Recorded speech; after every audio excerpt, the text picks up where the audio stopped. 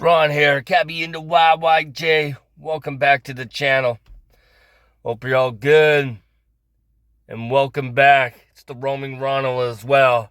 Today we're going to talk about the scariest cab ride. One of the scariest I've ever been through. And it still haunts me to this day. About the severed feet guy. And I'm going to tell you this story. You probably heard about the severed feet washing up on the beaches over the past 10 years. Well, this guy got in my cab with a backpack of severed feet. And it's still creepy to this day. This is one of the many news articles that you can find on Google about the severed feet around Vancouver Island and Washington State and the Juan de Fuca Strait. This guy came in my taxi cab with a backpack of severed feet. This is where I picked him up. Right here. And he got in right here. He was waiting here with a backpack. He was waiting here. He called me on the phone. I drove up right here by the bakery here in Colwood. Probably 6-7 years ago now.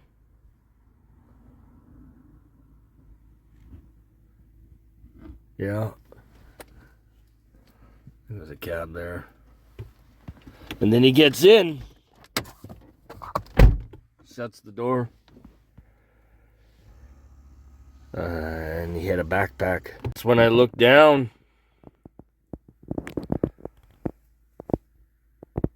He opened the bag up. And there was a pair of severed feet in there. Just where those two bottles are in a backpack. And I was just like, he opened it up. I'm like, what the F is that? He's like, what do you think it is? And I'm just like, why are you showing me this? Like, seriously, why are you showing me this? Like, I don't want to see crap like that. It still haunts me to this day. And then he says, you tell anybody, I'll kill you. What do you say to that? This dude gets in my cab with a backpack and severed feet in it. It's like all these things going through my head. You ever go to the cops, some people say, and I'm just like, no. I want my feet, man. Like, I'm like, where are you going? It's like, I'm going down the lagoon. Obviously, you've all heard about this. Severed feet washing up in the beach in the last 10, 15 years. I'll share the news article right here. There's been a few of them. Severed human feet keep washing up on British Columbian shores, so much so that it has garnered international attention from Vox, The Guardian, CNN, NPR, and many others. So why does this keep happening, and what exactly is happening? Beaming in to explain is a forensic entomologist and a professor in the School of Criminology at my alma mater, Simon Fraser University. She is Dr. Gail Anderson. Dr. Anderson, thank you so much for being here tonight. Hi, thank you for having me. So since 2007, 16 severed human feet have washed ashore BC beaches, including as lately as August 2023. Why does this keep happening? Well, actually, it doesn't. They're not severed feet. Severed feet suggest they've been cut off. They haven't. They've just disarticulated naturally. When the body decomposes, there's a lot of animals involved, there's decomposition, and the body completely disarticulates. But what happens when you've got running shoes, and remember all of these are in running shoes, the foot gets encased usually in a sock, and then the shoe, and the rest of the body decomposes, disarticulates from the ankle, and then becomes separated. A running shoe is a floating device, so it's washed ashore. So those scavenging animals then don't go after the foot because it's protected by the sock and the running shoe? Exactly. It's the last bit they're going to get to because it's got quite a close sock on it and then a running shoe. And what happens to tissue when it's in a kind of a wet environment with a low oxygen is it becomes adipocere tissue. This is the adipose tissue changing over into almost like a soapy material, and pretty much nothing eats that. Interesting. So are these feet identified? Are they missing people? Like, what is happening here? I think all of them have been identified, usually with DNA to people who are related to them and who have donated their DNA for that kind of identification. I believe all have been identified.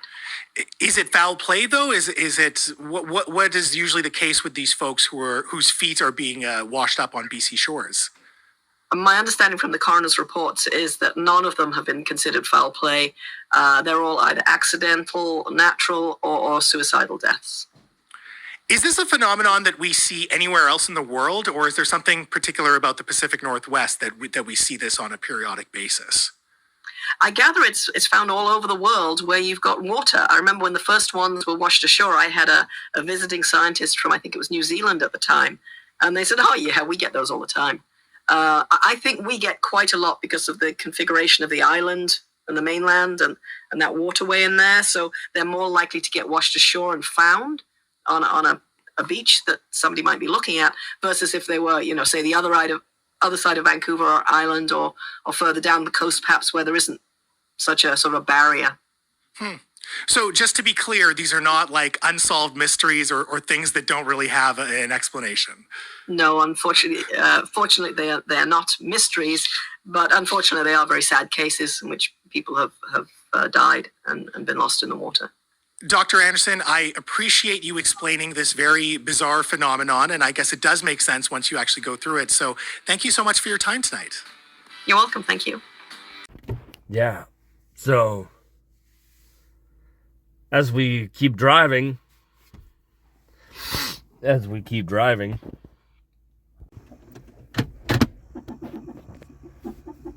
and then I move.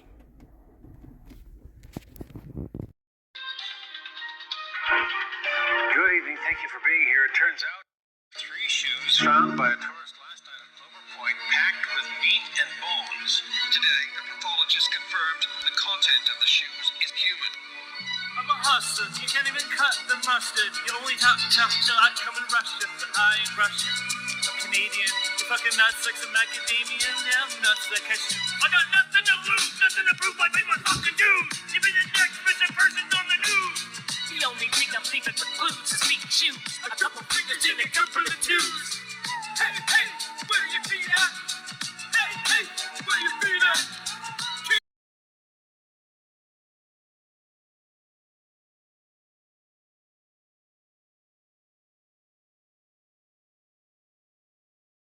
So I brought it up to the severed feet guy that about the experts, like in the newscaster, saying that it wasn't foul play and such, and that it was natural causes.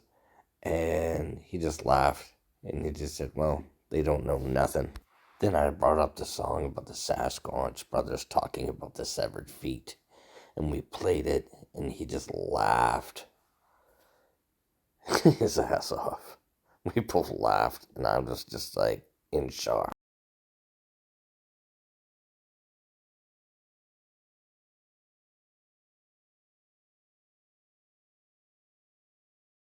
Yes, I just kind of watched him go that way, and that's where he went. I just peeled off. I didn't want to see where he was going to put him. Were the feet ever found? I do not know. Maybe the cops found it. They probably covered it up. Maybe, who knows?